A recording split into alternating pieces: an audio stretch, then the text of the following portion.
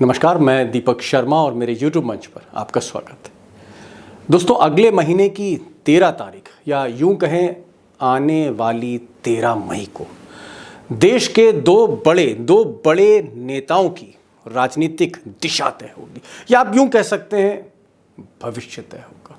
Number 1, 13 मई को तय होगा कि क्या ब्रांड मोदी का मैजिक बरकरार है या फिर मैजिक जादू असर खत्म होता जा रहा है। और नंबर 2, 13 मई को यह भी तय होगा कि क्या राहुल गांधी अभी भी पप्पू हैं या फिर मोदी की घेराबंदी करना सीख गए।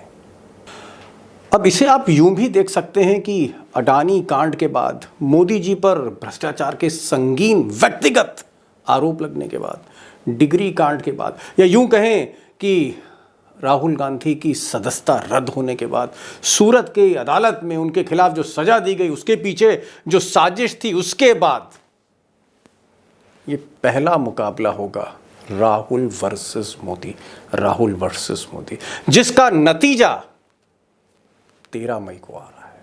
यानी 13 मई मोदी और राहुल, और या यूं कहें हम और आप और पूरे देश के लिए सियासत की नज़र में एक अहम तारीख है। अब दोस्तों, 13 मई को कर्नाटक का फैसला आ रहा है। कर्नाटक के चुनावी नतीजे 13 मई को आ रहे हैं और इन्हीं नतीजों को लेकर मोदी और अमित शाह में एक अजीब सी घबराहट, एक अजीब सी बेचैनी है जो पहले कभी नहीं देखी गई। अब इस घबराहट के यूं तो कई कारण हैं, लेकिन मैं कोशिश करूंगा कि 3-4 कारण आपको बता सकूं, सो दैट आपको यह अंदाजा लग सके कि आज की तारीख में, आज के वक्त में मोदी और शाह कितनी कमजोर जमीन पर खड़े हैं। अब दोस्तों, जो पहला कारण इस घबराहट का है वो है ओपिनियन पोल। जो ओपिनियन पोल अब तक कर्नाटक के आए हैं, जितने भी ओपिनियन पोल आए, जिसमें गोदी मीडिया के ओपिनियन पोल हैं, वो बीजेपी को पीछे दिखा रहा है, कांग्रेस को आगे दिखा रहा है। इतना आगे कि कांग्रेस की वहाँ मेजॉरिटी की सरकार बन रही है। और मुसीबत ये कि बीजेपी का जो इंटरनल सर्वे है वो भी कह रहा है कि भाजपा पीछे है। और शायद इसका इल्म, इसका आभास मोदी जी को नहीं था। और जब से मोदी जी को पता लगा है कि कर्नाटक में उनकी भाजपा सरकार, उनके द्वारा बनाई हुई, कांग्रेस की गिराई हुई ये जो सरकार है वो बेहद अलोकप्रिय है और उसके प्रति असंतोष बढ़ता चला जा रहा है। इस सरकार को, कर्नाटक की सरकार को, जी हाँ, बीजेपी की सरकार को कर्नाटक में आज की तारीख में हिंदुस्तान की सबसे मोस्ट करप्ट सरकार कहा जा रहा है। सीएम को पेसीएम कहा जा रहा है। इसको लेकर मोदी जी को ऐसा लग रहा है कि जैसे ये कोई रेफरेंडम हो, ये कोई संकेत हो 24 का, और इसीलिए बेचैनी बढ़ रही है।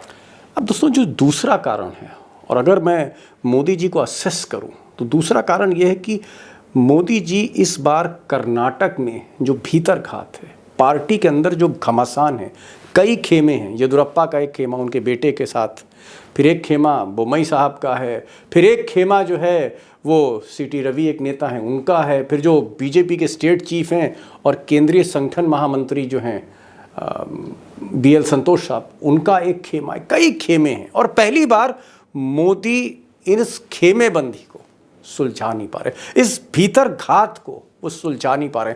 जिस तरह से गुजरात में जब उन्होंने सारी कैबिनेट बदल दी, मुख्यमंत्री से लेकर सारे मंत्री बदल दिए, किसी ने चू नहीं की। उत्तराखंड में उन्होंने एक के बाद एक कई मुख्यमंत्री बदले, सब चुप रहे। लेकिन कर्नाटक में मोदी की बात नहीं मानी जा रही, और ये जो एक संकेत उन्हें मिल रहा है, जो उनकी आप कह सकते हैं लीडरशिप को चुनौती दे रहा है। उनको लगता है कि हारेंगे तब क्या होगा, कहीं ये जो विरोध के स्वर हैं बेंगलोर की जगह दिल्ली में ना सुनाई देने लग जाए। अब एक और कारण है कि कर्नाटक में मोदी और शाह का जो हिंदुत्व का कार्ड है वो बहुत ज़्यादा असर नहीं दिखा रहा। कोशिश बहुत की, अमित शाह ने जो है टीपू सुल्तान का मसला छेड़ा। जो वहाँ के प्रदेश अध्यक्ष हैं उन्होंने कहा कि भाई लव जिहाद पर फोकस करिए, सड़क पर, डेवलपमेंट पर, अस्पताल पर, स्कूल पर फोकस मत करिए, इन्हें भूल जाइए आप, ये उन्होंने कहा। और फिर साध्वी प्रज्ञा ठाकुर वहाँ गई और प्रज्ञा ठाकुर ने कहा कि भाई घर में कम से कम जो सब्जी काटने वाली छुरी अगर कुछ नहीं तुम्हारे पास है तो उस छुरी को ही तेज कर लो। अब इस तरह के वचन बोले गए, वहाँ पर आग भड़काई गई, लेकिन आग भड़की नहीं। तो वो जो हिंदुत्व कार्ड है वो भी असर नहीं कर रहा है, ये भी एक बेचैनी का कारण है।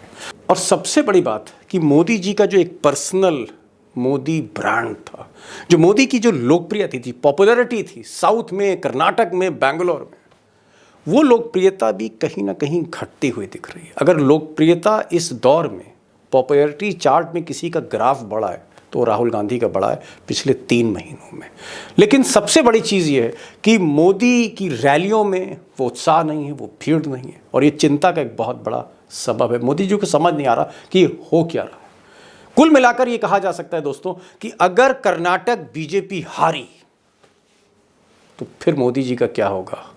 अगर कर्नाटक हाथ से मोदी और शाह के निकला, चाणक्य के हाथ से निकला, तो फिर ये 2024 का रास्ता आपको क्या दिख रहा है? 2024 का रास्ता कर्नाटक यदि हाथ से निकलता है, यदि कर्नाटक में बीजेपी हारती है, तो 2024 में जो 60-70 का गैप मैं कह रहा था, वो 100 का गैप हो जाएगा, 100 क्रॉस कर देगा। इसके मायने ये नहीं कि 40 सीटें ही कर्नाटक में है। कोई कहेगा कि ये कैसा मैथमेटिक्स है, लेकिन कर्नाटक हाथ में से जाने के बाद एक परसेप्शन बनेगा। अब दोस्तों, जनता का जो असंतोष है, सरकारी कर्मचारियों का जो असंतोष है, बेरोज़गारों की एक बहुत बड़ी फौज का जो असंतोष है, विरोध है, या आप यूँ कहिए कि महंगाई की मार से त्रस्त जो मिडिल क्लास है, लोअर मिडिल क्लास है, उसका जो असंतोष है, वो सिर्फ मुख्यमंत्री तक सीमित नहीं है। बीजेपी के चीफ मिनिस्टर जो कर्नाटक में हैं, बोम्मई, उन तक सीमित नहीं है, पेसीएम तक सीमित नहीं है। वो मुख्यमंत्री जिन पर आरोप लगा है और सड़कों पर पोस्टर लगे हैं कि ये 40% कमीशन लेते हैं, इस तरह के आरोप, इस तरह के लांछन उस पर लगे हैं, या ये कहा जा रहा है कि सरकार 40% कमीशन हर ठेके में लेती है, ये भ्रष्ट सरकार है, सिर्फ वहीं तक सीमित नहीं है। डेवलपमेंट कुछ नहीं हुआ है, इसी को लेकर वहाँ संतोष नहीं है। असंतोष की इंतहा सीमा ये है कि मोदी और अमित शाह, गुजरात लॉबी जब वहाँ पर अमूल ब्रांड का उन्होंने स्वागत किया कि गुजरात का अमूल कर्नाटक में आके बिकेगा, तो लोगों ने वहाँ पर कर्नाटक के कहा कि ये कर्नाटक पर हमला है। कर्नाटक का जो ब्रांड है, कर्नाटक सरकार का जो ब्रांड है, जो राज्य का ब्रांड है, नंदनी को कमज़ोर कर रहा है अमूल।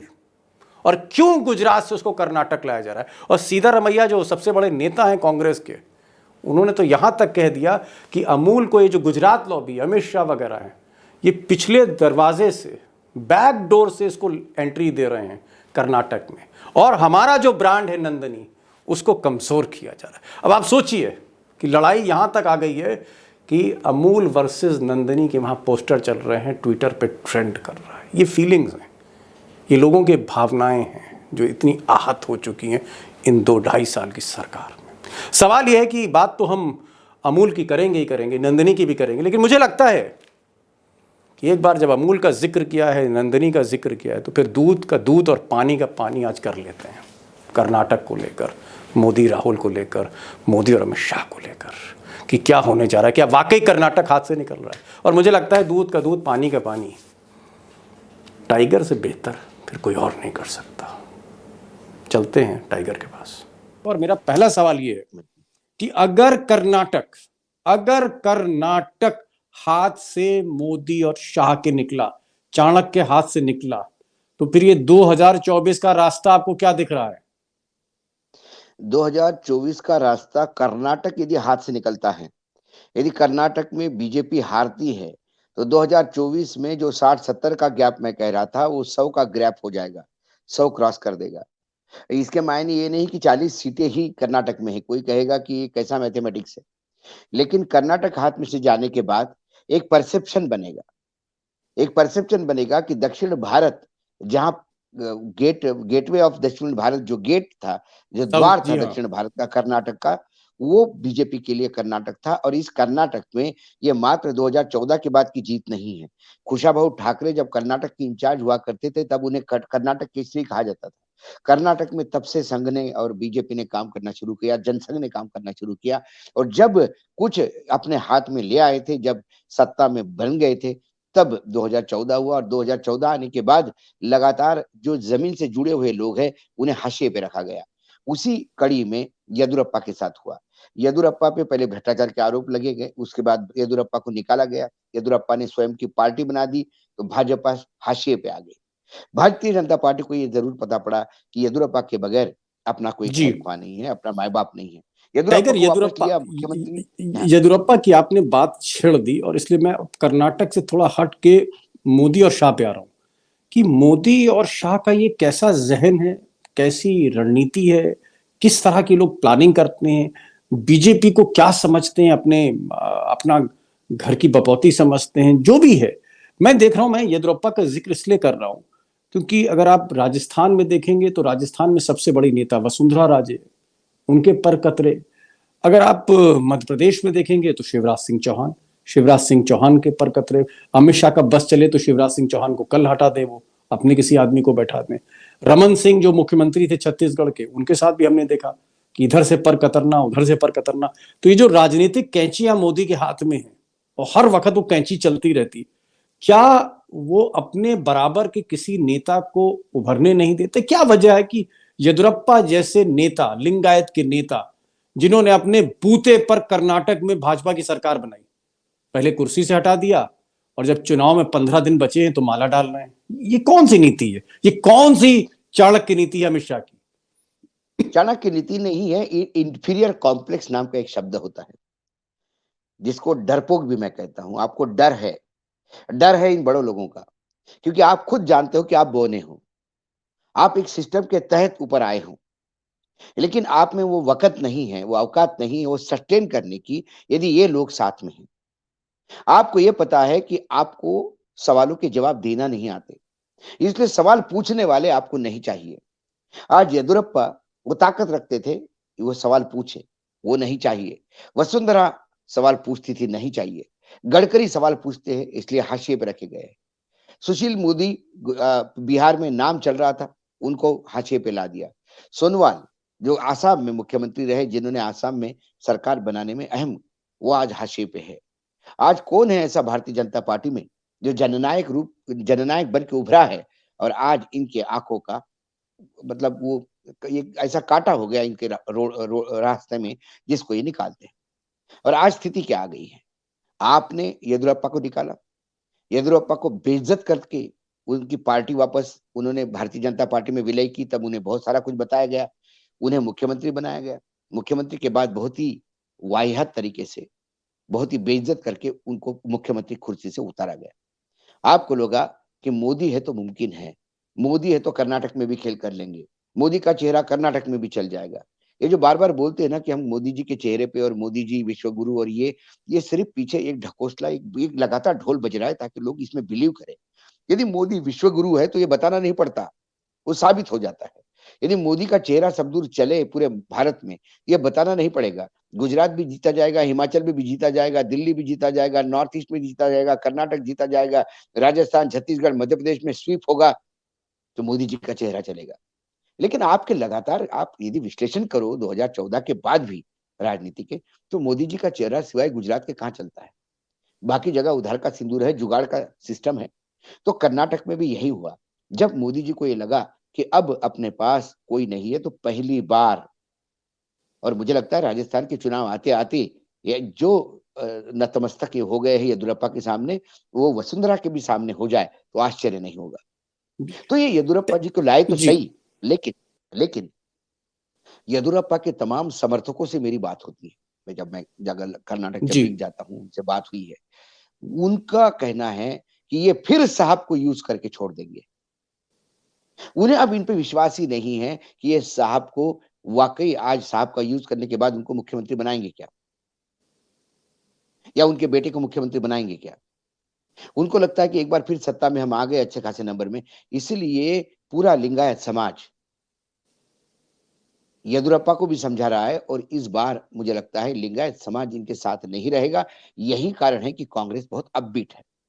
नहीं तो कोस्टल कर्नाटका या दक्षिण जी। कर्नाटका, जो जो कोस्टल एरिया है कर्नाटका का, या आप महाराष्ट्र कर्नाटका कहो, तो तमिलनाडु कर्नाटका कहो, बाय एंड लार्ज ये बीजेपी के साथ है। जो बीच जी वाला बेल्ट है वो भी बीजेपी के साथ है। कांग्रेस के पास ऊपर जो कल्याण कर्नाटका हम कहते हैं, जो आंध्र प्रदेश तेलंगाना को लगा हुआ है, जी। तेलुगु स्पीकिंग है, या नीचे के साइड पे जो बैंगलोर से नीचे तक जाता है एरिया, वो बाय एंड लार्ज कांग्रेस का गढ़ रहा है। टाइगर, मैं येदुरप्पा पे भी आऊंगा, कर्नाटक पे भी आऊंगा, बहुत माइक्रो लेवल पे मैं कर्नाटक में नहीं जाना चाहता, क्योंकि दर्शक इसमें ज्यादा उनकी दिलचस्पी है, जो हमारे दोस्त हैं, हमारे जो व्यूअर्स हैं, उनकी दिलचस्पी इस बात में है कि मोदी क्या कर्नाटक हार रहे हैं, पहला सवाल। और अगर हार रहे हैं तो फिर आगे क्या होने जा रहा है। तो अगर हम ओपिनियन पोल, और मैं ओपिनियन पोल पे इस बार इसलिए एतबार कर रहा हूं क्योंकि ये ओपिनियन पोल गोदी मीडिया के, ये ओपिनियन पोल यशवंत देशमुख के, सी वोटर के, और भी कई कंपनियों के हैं, जो लगातार एक तरह से आप कह सकते हैं कि विज्ञापन बन जाती हैं बीजेपी के लिए, मोदी और शाह के लिए। इसलिए मैं उन पर एतबार कर रहा हूं कि जो मोदी के लोग हैं वो कह रहे हैं अपने सर्वे में कि कांग्रेस की वहां सरकार बन रही है। तो अगर कांग्रेस की सरकार बन रही है, बीजेपी वहां से बेदखल हो रही है, तो आपको क्या लग रहा है कि छत्तीसगढ़, तेलंगाना, राजस्थान, मध्य प्रदेश, ये जो 4 स्टेट्स हैं, 4 स्टेट्स, जिसमें से 3 स्टेट्स में डायरेक्ट कांग्रेस और बीजेपी की फाइट है।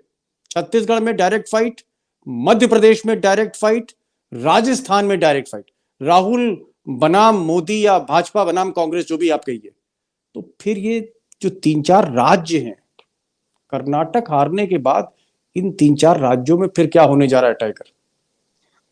कर्नाटक हारने के बाद जो तेलंगाना में चुनाव होंगे उसमें केसीआर डंके की चोट पे वापस आएगा, और केसीआर का थोड़ा बहुत सीट कम भी हो जाएगी तो कांग्रेस का गेन होगा। छत्तीसगढ़ क्लीन स्वीप कर छत्तीसगढ़, रहे हैं मध्य बघेल जी। प्रदेश, राजस्थान, इस साल जो चुनाव हो रहे हैं, छत्तीसगढ़ में क्लीन स्वीप कर रहे हैं बघेल जी। ये क्या कह रहे हैं छत्तीसगढ़ आप? में बिल्कुल, छत्तीसगढ़ के मुख्यमंत्री ने नरेंद्र मोदी को कॉपी किया। उन्होंने पूरे बीजेपी को ही अपने पेरोल पे रखा है। वहां बीजेपी है कहाँ? कांग्रेस की बी टीम है। कौन सी बीजेपी है यहाँ पे?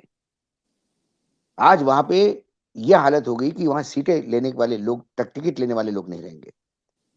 वो क्लीन स्वीप कर रहे हैं छत्तीसगढ़, भूल जाइए तेलंगाना और और जो छत्तीसगढ़, रमन इसमें तो सिंह बीजेपी इतने का बक्स है। इतनी बार के मुख्यमंत्री थे बीजेपी के, छत्तीसगढ़ के रमन सिंह, आपको नहीं लगता है कि कहा रमन सिंह आज चुनौती है या नहीं है? रमन सिंह कहाँ से चुनौती हो गई? रमन सिंह को खत्म कर दिया इन दोनों ने।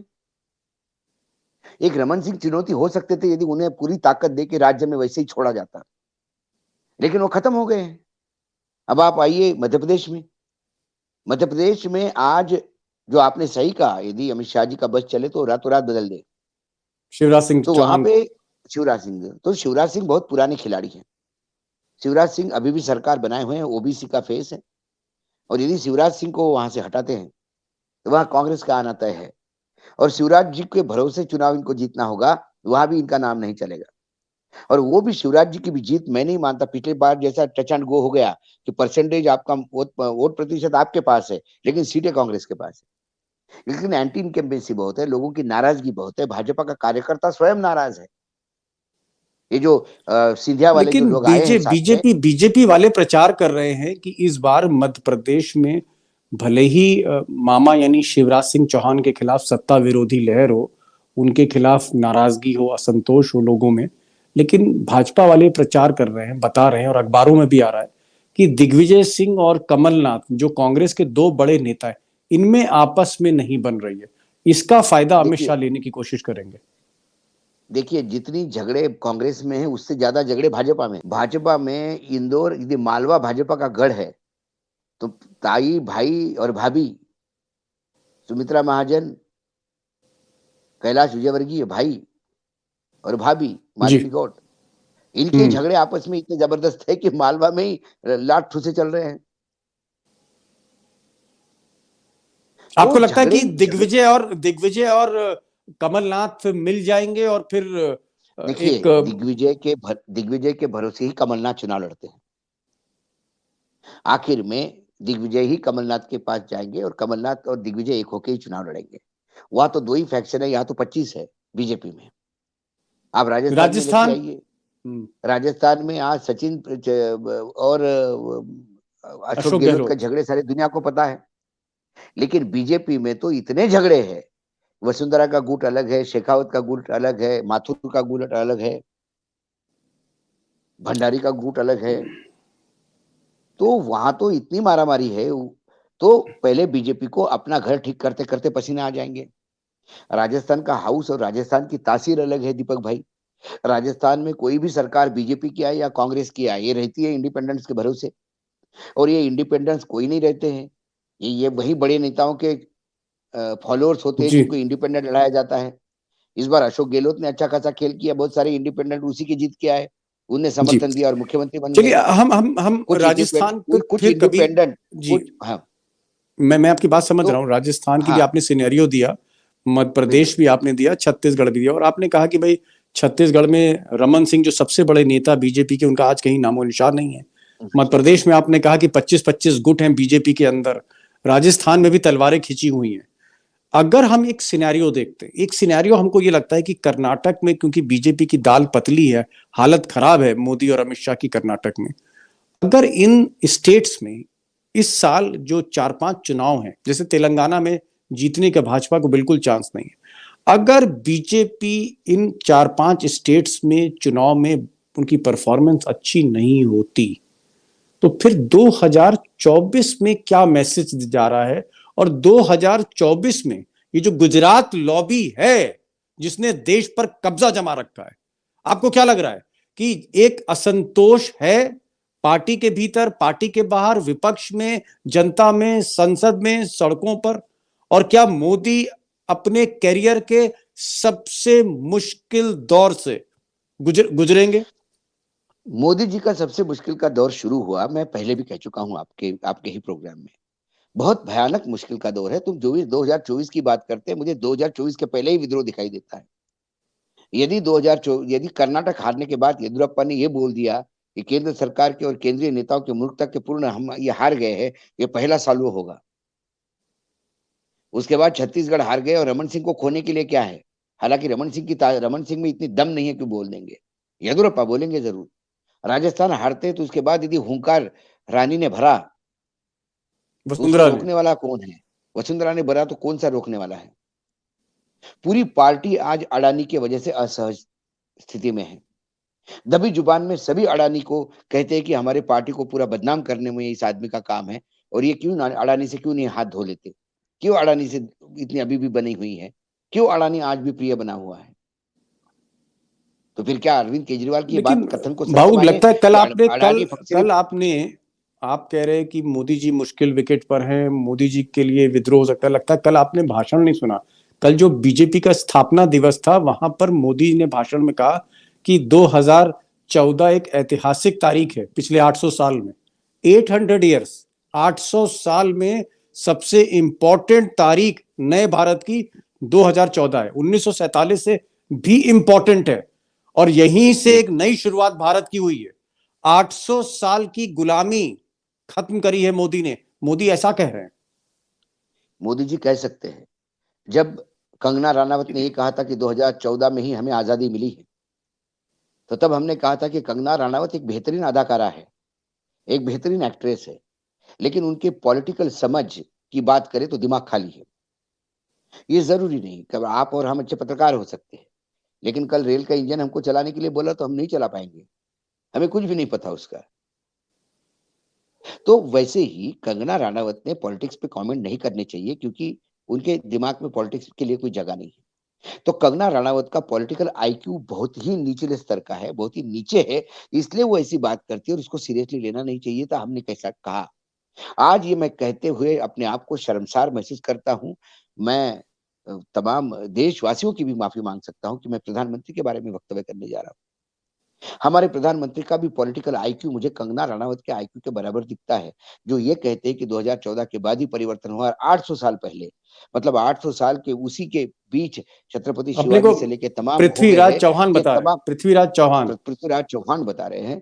तो इसका मतलब राम महाराणा प्रताप, छत्रपति शिवाजी महाराज, महात्मा गांधी, सरदार वल्लभ भाई सुभाष पटेल, बोस, भगत भगत सिंह, सिंह, सुभाष चंद्र चंद्रशेखर बोस, भगत आजाद, सिंह, चंद्रशेखर आजाद, ये मंगल बेनामी हो पांडे। गए। मंगल पांडे बेनामी हो गए। और वही जो वो बोल रहे हैं कि 800 साल के बाद जो परिवर्तन हुआ है, वही बात आप लगातार एनसीईआरटी की किताबों में जो बदलाव आप ला रहे हैं, यही बताने का प्रयास कर रहे हैं कि मुगल तो थे ही नहीं, महात्मा गांधी की तो हत्या हुई नहीं, गोडसे तो ब्राह्मण था ही नहीं। और सबसे दुख मुझे लगता है एनसीईआरटी की किताब में जो करवाया गया है वो दलितों के खिलाफ जो एक बड़ा षड्यंत्र का रूप है। मुक्ताबाई करके एक 13 साल की एक लड़की थी महात्मा ज्योतिबा फुले के स्कूल में। उसने जो लिखा है दलितों के बारे में, उसमें लिखा है कि यदि कोई धर्म में बहुत ही कम लोग एक स्टेटस पाके जीते हैं और बाकी लोग अनटचेबल है, तो ऐसे धर्म के बारे में सोच भी दिमाग में लाना मुश्किल है।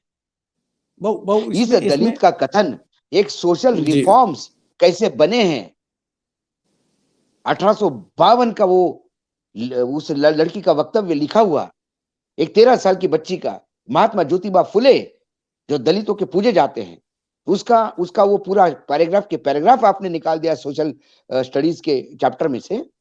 तो आप 2000 आप अपने आप को पृथ्वीराज चौहान ही समझ रहे हैं और नहीं, लेकिन उसी एक चीज और तर्ज कह में रहे हैं, आप सरकार चलाने का प्रयास कर रहे हैं। एक चीज और वो कह रहे हैं भाऊ टाइगर, एक चीज और कह रहे हैं, वो कह रहे हैं कि 800 साल के बाद मैं आजादी लेके आया, यानी 2014 में आजादी आई, 2014 से शुरुआत हुई एक न्यू इंडिया की, वो कहते हैं। लेकिन कुछ देर बाद उसी मंच पर, उसी माइक पर वही मोदी ये कहते हैं कि साहब मुझे चारों तरफ से घेरा जा रहा है, मुझे धमकी दी जा रही है, लोग कह रहे हैं कि साहब मोदी तेरी कब्र खुदेगी। वो एक विक्टिम कार्ड भी खेल रहे हैं। तो कहां तो पृथ्वीराज चौहान, कहां विक्टिम कार्ड, ये क्या है? मैं क्या ये बेचैनी मैं है मोदी की, घबराहट है? मैंने कहा ना आपको, घबराहट, बेचैनी, 2024 की हार, उसके बाद के रिपरकेशंस, क्योंकि आपके सारे कुकर्म फिर आपका जवाब मांगेंगे सामने। क्या होगा? क्या इजराइल प्राइम मिनिस्टर जैसा आपको भाग के जाना पड़ेगा किसी देश में?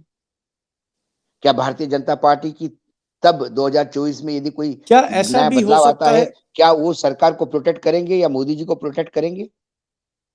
क्या टाइगर ऐसा भी हो सकता है कि जिस तरह से अडानी पर को लेकर पर्सनल आरोप लगे, संसद में नारे लगाए गए कि अडानी मोदी भाई भाई और इन्होंने देश बेचकर खाई मलाई, और राहुल गांधी से लेकर आम आदमी पार्टी के संजय सिंह से लेकर महुआ मित्रा जो टीएमसी, सब ने मोदी पे इतना जबरदस्त प्रहार किया कि उनको कहा कि भाई अडानी मोदी का क्रिएट किया हुआ आदमी है, और ये जो मनी लॉन्ड्रिंग है इसके पीछे मोदी सरकार पर ही दोष मढ़ दिया। और जब तक वो मामला थमता तब तक ये डिग्री कांड आ गया बीच में कि डिग्री फर्जी है, डिग्री ऐसी है, डिग्री वैसी। तो आपको लगता है कि मोदी तिलमिला रहे हैं, ये डिग्री का आरोप, अडानी का आरोप समझ नहीं आ रहा उनको?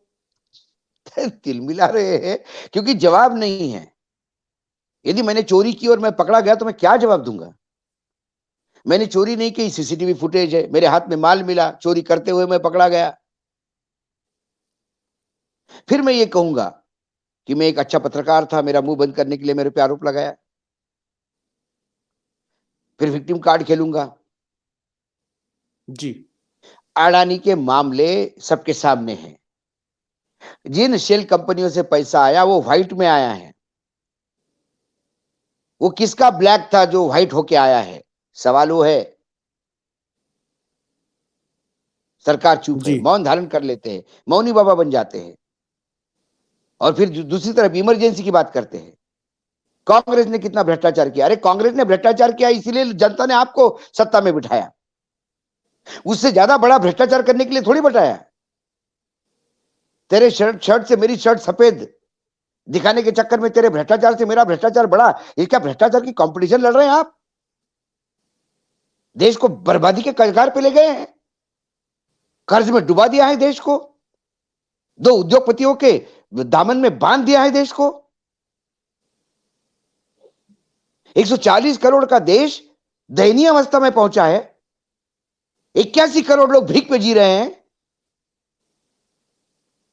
और आप कहते हैं हमने 2014 में 800 साल पहले कौन सा इतिहास पढ़ के आए हैं? उसी स्कूल से इतिहास पढ़ के आए होंगे जहां नाले पे मटका रख के गैस में जलाते हैं। या उसी टीचर्स ने इतिहास पढ़ाया होगा जो बताते हैं कि आप बादल के नीचे चले जाओ तो रडार में नहीं आओगे। साहब, पॉलिटिकल साइंस ना की डिग्री इतिहास है, का क्या पता, बात कर रहे हैं? ना पृथ्वीराज पोस्ट चौहान का ग्रेजुएट के, पता। 800 साल पहले क्या स्थिति थी भारत के प्रधानमंत्री बताएं। नहीं नहीं, पॉलिटिकल साइंस के साथ और पोस्ट वर्तमान ग्रेजुएशन स्थिति डिग्री का है। उस 800 साल की स्थिति में। अरे टाइगर डिग्री है शब्दों के पॉलिटिकल साइंस खेल की से। उनके पास। अरे भाई साहब, एंटायर हम तो बोलते कि एंटायर पॉलिटिकल साइंस की डिग्री हो, मैं डिग्री पे ज्यादा महत्व नहीं बोलता, मैं झूठ पे बोलता हूँ। हमारे देश में बिना डिग्री के भी प्राइम मिनिस्टर को अंगूठा छाप भी थे। हमारे महाराष्ट्र में वसंत दादा पाटिल का कोई एजुकेशन नहीं था, लेकिन वसंत दादा पाटिल का आज भी नाम लेके लोग नतमस्तक होते उनके सामने। धीरू भाई अंबानी कोई एमबीए नहीं बने थे, लेकिन एक साम्राज्य खड़ा करके गए। मैं डिग्री को नहीं मानता, लेकिन जो नहीं है वो मेरा है, ये कहने पे मेरा ऑब्जेक्शन है। डिग्री है तो बता दीजिए भाई। आपकी यूनिवर्सिटी को गर्व होना चाहिए कि आप जैसे स्टूडेंट वहां है। वो भाग रही है इधर उधर, हाई कोर्ट जा रही है, सुप्रीम कोर्ट जा रही है, हम नहीं बताएंगे, हम नहीं बताएंगे। अरे कौन सा नहीं भैया, तो यूनिवर्सिटी क्यों डर रही है? यूनिवर्सिटी को तो फक्र होना यूनिवर्सिटी चाहिए, मोदी इसलिए जी के कि वहां नाम पे कभी करना पढ़ा चाहिए है, यूनिवर्सिटी। कभी पढ़े ही नहीं है, वो कभी पढ़े ही नहीं है। वो जिस साल पढ़ रहे थे, जो जिस साल डिग्री मिली थी, उस साल तमाम लोगों ने अपनी डिग्रियां, ऐसा तो नहीं कि यूनिवर्सिटी में और कोई पढ़ाई नहीं होगा, उन लोगों ने उसी साल की डिग्रियां सोशल मीडिया पे पोस्ट की। इनकी डिग्री और उनकी डिग्री कहीं मैच नहीं खाती।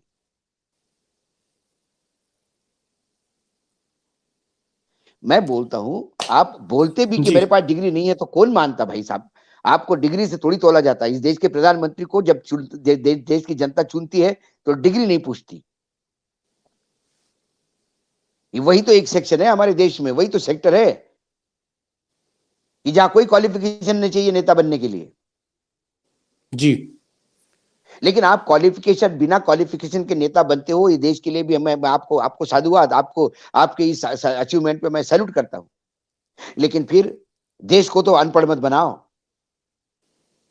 देश तो गवारों का देश मत बनाओ किताबों में बदलाव करके।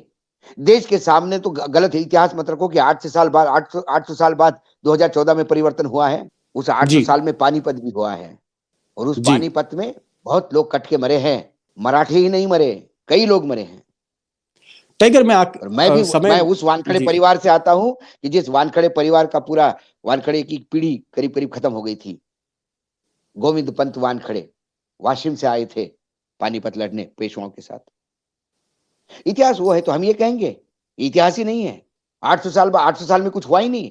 2014 ही हुआ 800 साल के बाद।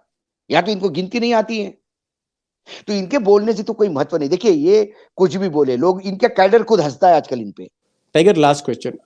अगर जो आप बता रहे हैं कि कर्नाटक में बहुत ज्यादा गंभीर स्थिति है भाजपा के लिए, और सारे के सारे पत्ते जो हैं वहां, जो भी पत्ता चला उससे बाजी सर नहीं कर पा रहे हैं मोदी और शाह। मैं ये जानना चाह रहा हूं कि वाकई मोदी के लिए आने वाले जो 12 महीने हैं, या बल्कि अब तो बहुत कम समय रह गया है, 365 दिन से भी कम रह गए हैं 2024 के फाइनल में, कर्नाटक लूज करने पर मोदी जी एक मुश्किल विकेट पे खड़े होंगे दिल्ली में। बिल्कुल मुश्किल विकेट पे खड़े होंगे। सवाल उठना भी शुरू हो तो आश्चर्य नहीं होगा। उनके सवाल उठने नेतृत्व पे शुरू हो सवाल जाएंगे। उठने लगे, शुरू हो जाए। जी, उनके नेतृत्व पे सवाल उठने लगेंगे। तो यानी इसका मतलब यही है टाइगर कि हर कीमत पर मोदी और शाह को कर्नाटक जीतना होगा। ना सिर्फ दक्षिण से डिस्कनेक्ट हो रहा है, वरना वरना होगा ये भी कि कहीं ना कहीं मोदी और शाह के लिए जो आगे का रास्ता है वाकई बहुत मुश्किल है। टाइगर, आप आए और आपने रोशनी डाली, और आपने जो कर्नाटक का हाल बताया, या मोदी जी के दिल का हाल बताया, मुझे लगता है कि उसके लिए मैं आपको फिर से सैल्यूट करता हूँ। आज वाकई आपने जो है, हिंदी में कहते हैं, धज्जियां उड़ा दी आपने। तो बहुत बहुत शुक्रिया, आप आए इस प्रोग्राम में।